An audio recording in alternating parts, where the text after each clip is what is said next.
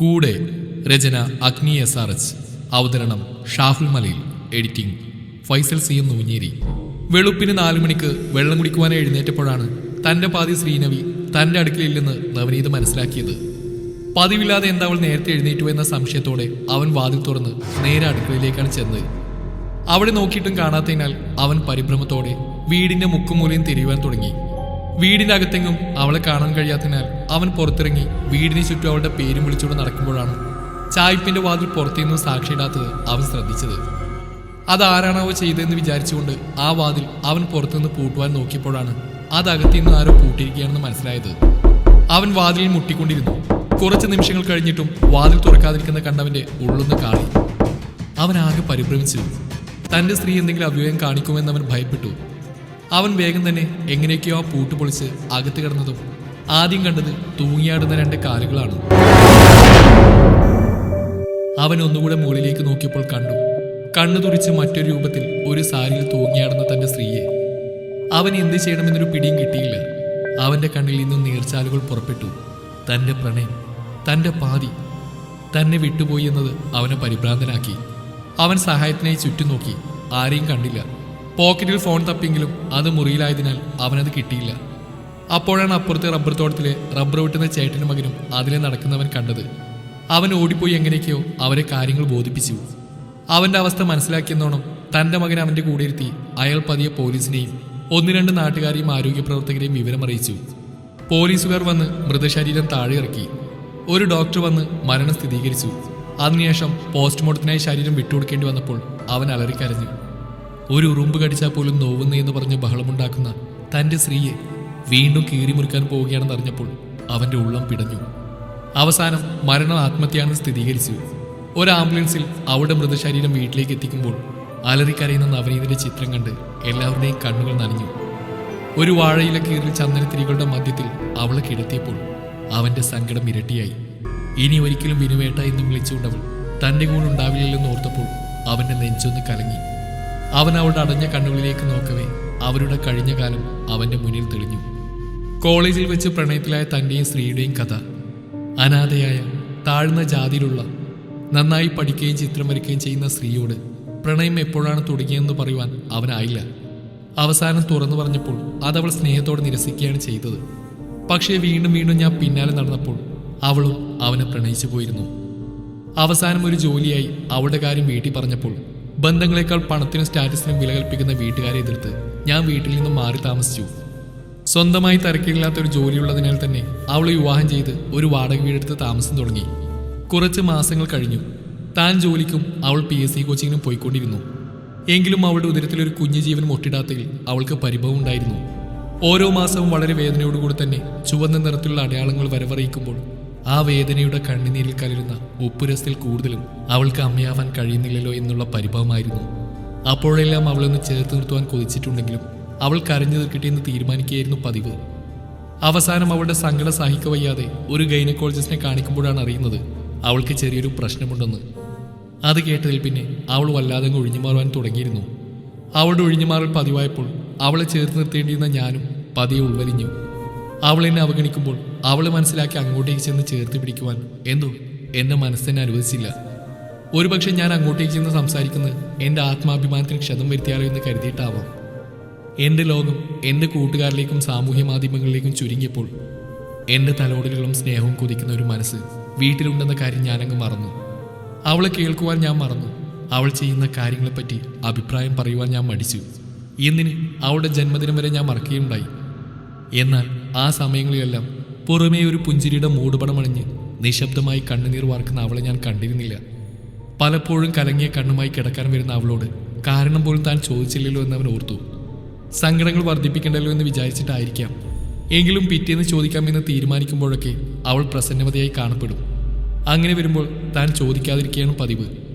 ചിലപ്പോഴൊന്ന് ചേർത്ത് നിർത്തിയിരുന്നെങ്കിൽ, അവൾ ഒഴിഞ്ഞു മാറുമ്പോഴെല്ലാം ഞാൻ കൂടെയുണ്ടെന്ന് പറയാതെ പറഞ്ഞിരുന്നെങ്കിൽ, ഒരു ചുംബനത്തിലൂടെ അതൊന്ന് പ്രകടിപ്പിച്ചിരുന്നുവെങ്കിൽ, എൻ്റെ സ്വാർത്ഥത ഒന്ന് മാറ്റിവെച്ചിരുന്നെങ്കിൽ, ഒരുപക്ഷെ ഇന്ന് അവൾക്ക് ഈ സ്ഥിതി വരികയില്ലായിരുന്നു എന്നവൻ കണ്ണുനീരോടെ ഓർത്തു.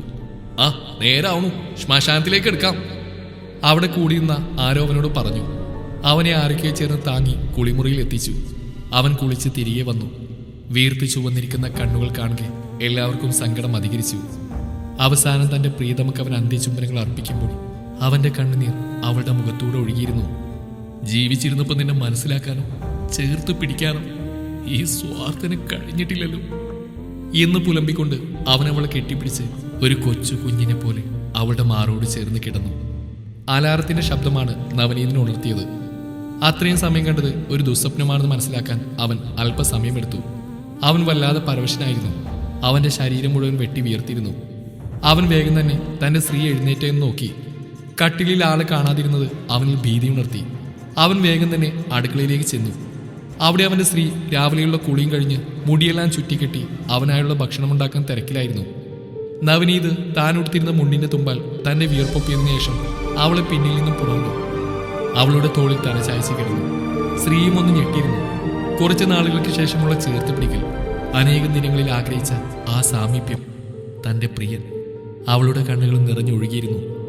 അവളുടെ തോള് നനയുന്നതായി അവൾക്ക് അനുഭവപ്പെട്ടതിനാലാവണം അവൾ തിരിഞ്ഞ് അവൻ അഭിമുഖമായി നിന്നത്. അവൻ അവളുടെ മുഖം കയ്യിലെടുത്ത് ചുംബനങ്ങളാൽ മൂടി. അവളെ പുണർന്നുകൊണ്ട് അവളുടെ കഴുത്തിൽ മുഖം പൂഴ്ത്തി നിശബ്ദമായി തേങ്ങി. കൂടെ അവളും. വിനുവേട്ട, എന്താ എന്താ പറ്റി പറ. ഇല്ല ശ്രീ, ഒന്നുമില്ല. ഒരു സ്വപ്നം കണ്ടു. അതൊന്നുമില്ല. നീ എന്തിനാ എന്നെ അവഗണിക്കുന്നു? ഞാൻ നിന്റെ അല്ലേ. എനിക്ക് നിന്റെ അവഗണന സഹിക്കാൻ കഴിഞ്ഞില്ല. അവസാനം അത് സ്വാർത്ഥതയായി. ഞാനെന്ന ഭർത്താവിൻ്റെ അഹങ്കാരമായി മാറിപ്പോയതുകൊണ്ടല്ലേ ഞാനൊന്നും മിണ്ടാതെ മാറിയത്. പറഞ്ഞ് പൂർത്തീകരിക്കുന്നതിന് മുന്നേ തന്നെ അവളുടെ കൈ അവൻ്റെ വായ മൂടിയിരുന്നു. അവൾ പതിയെ പറഞ്ഞു തുടങ്ങി. വിനുവേട്ടൻ അറിയോ, എനിക്ക് എന്തോ ഒരു അപരിഷതാബോധമായിരുന്നു. എനിക്ക് വേണ്ടി ജാതിയോ കുലമോ പണമോ നോക്കാതെ ശുദ്ധമായ സ്നേഹത്തിൻ്റെ പേരിൽ മാതാപിതാക്കളെ ഉപേക്ഷിച്ച് വന്നിട്ട് ഒരു കുഞ്ഞിനെ പോലും സ്വയം നൽകുവാൻ അപ്രാപ്യമാണെന്ന് ഞാൻ അറിഞ്ഞപ്പോൾ അറിയില്ല ഏട്ടാ, ആ സമയം എൻ്റെ മാനസികാവസ്ഥ എന്തായിരുന്നുവെന്ന്. ഒരമ്മയാകുവാൻ അനേകം ദൂരങ്ങൾ താണ്ടണമെന്ന് കേട്ടപ്പോൾ തന്നെ ഞാൻ വല്ലാതെ തകർന്നിരുന്നു. പിന്നീട് എനിക്ക് ഏട്ടനെ അഭിമുഖീകരിക്കുന്ന പ്രയാസമായി തോന്നിയതുകൊണ്ടാണ് ഞാൻ ഒഴിഞ്ഞു മാറി നടന്നത്. എന്നാൽ പോലും ഏട്ടൻ എൻ്റെ അടുത്ത് വന്നതിനെ ചേർത്ത് നിർത്തുമെന്ന് ഞാൻ കരുതി. പക്ഷേ എൻ്റെ ഒഴിഞ്ഞുമാറിലെ ഏട്ടനെ ഒരുപാട് വിഷമിപ്പിക്കുന്നുണ്ടെന്ന് മനസ്സിലായെങ്കിലും എന്തോ ഒരു തടസ്സം നമുക്കിടയിൽ ഉണ്ടായിരുന്നു. പല രാത്രികളും ഏട്ടൻ എന്നെ ഒന്ന് ചേർത്ത് പിടിച്ചിരുന്നെങ്കിൽ എനിക്കെല്ലാം നെഞ്ചിലിറക്കി വെക്കാൻ കഴിഞ്ഞേനെന്ന് ഞാൻ ആഗ്രഹിച്ചിട്ടുണ്ട്. പക്ഷേ അത് നടന്നതേയില്ല. പലപ്പോഴും എനിക്ക് സ്വന്തമായിരുന്ന ആ നെഞ്ചിൽ മൊബൈൽ ഫോൺ കിടക്കുന്ന കാണുമ്പോൾ ദേഷ്യം വരാറുണ്ടായിരുന്നു. എങ്കിലും പിറ്റേന്ന് ഉണരുമ്പോൾ ഒരു പുഞ്ചിരിയോടെയാണ് ഞാൻ എഴുന്നേൽക്കുക. കാരണം എൻ്റെ വിഷമവും സങ്കടവും ഏട്ടനെ അറിയേണ്ടെന്ന് ഞാൻ കരുതി. പക്ഷേ എൻ്റെ ഈ മാനസികാവസ്ഥ പലപ്പോഴും പലതും എന്നോട് വിളിച്ചു മതി. ആവശ്യമില്ലാത്ത കാര്യങ്ങൾ ചിന്തിക്കുക, ചിന്തിച്ച് പെരുപ്പിക്കുക, അതിൽ നിന്നൊരു പരിസമാപ്തിയിലെത്തുക. ഏട്ടൻ്റെ കൂടെ ഏട്ടൻ്റെ ചെല്ലക്കുട്ടിയായി ഏട്ടൻ്റെ സ്ത്രീയായി ജീവിക്കുമ്പോഴൊന്നും എനിക്ക് തോന്നാത്ത ഓരോ തോന്നലുകൾ എൻ്റെ ചിന്തയെ ഭരിച്ചിരുന്നു. ഒരിക്കൽ ഒരു 5 ദിവസം മുന്നേ ഞാൻ അറിയാതെ ആത്മഹത്യയെക്കുറിച്ച് വരെ ചിന്തിച്ചു. പക്ഷേ പെട്ടെന്ന് പ്രഷർ കുക്കറിൽ നിന്നുണ്ടായ ആ വിസിൽ ശബ്ദം എന്നെ ഒന്ന് രക്ഷിച്ച്. എനിക്കൊന്നും പറയാനാവാതെ ആർക്കും വേണ്ടാത്തവളെന്ന് എനിക്ക് തോന്നിപ്പോയി ആ സമയത്ത്. അതാ അവളെ എങ്ങനെയടിച്ച് പറഞ്ഞുകൊണ്ടിരുന്നു. ഇത് കേൾക്കെ വിനു സ്ത്രീയെ ആഞ്ഞു പുണർന്നു. അവളുടെ മുഖം മുഴുവൻ ചുംബനങ്ങൾ കൊണ്ടുമൂടി അവളെ തന്നെ നെഞ്ചോട് ചേർത്ത് പിടിച്ചു. എന്തു വന്നാലും താൻ കൂടെയുണ്ടെന്ന് അവൻ പറയാതെ പറഞ്ഞു. രണ്ടുപേരുടെയും കണ്ണുകൾ നിറഞ്ഞൊഴുകിക്കൊണ്ടേയിരുന്നു. കുറച്ച് ദിവസങ്ങളായി അന്യം നിന്ന തങ്ങളുടെ പാതിയുടെ ചൂടിനെ ഇരുവരും സന്തോഷത്തോടെ സ്വീകരിച്ചു. എത്ര നേരം അവരങ്ങനെ അവിടെ നിന്നു എന്നറിഞ്ഞില്ല. ശ്രീ, വിനു ആർദ്രമായി വിളിച്ചു. ഇന്ന് ഞാൻ ഓഫീസിൽ പോകുന്നില്ല ശ്രീ. നമുക്കിന്നൊന്ന് കറങ്ങാൻ പോവാം. കൂട്ടത്തിൽ 2 ഡോക്ടർമാരെയും കാണാം. ആരെയൊക്കെ? അവൾ തലയുയർത്തി ചോദിച്ചു. ഒന്ന് നമ്മളന്നിട്ട് ഗൈനക്കോളജിസ്റ്റ് സ്റ്റെല്ലയെയും, രണ്ടാമത് ശ്രീരാമിനെയും. അദ്ദേഹം ഒരു സൈക്കോളജിസ്റ്റാണ്. നിന്റെ മനസ്സിലെ ചിന്തകളെ നമുക്ക് വേരോടെ പിഴുതെറിയണം. എന്നിട്ട് നിന്റെ ഈ ഉണ്ണിവയറിൽ എനിക്കൊരു കുഞ്ഞുവാവേ വേണം.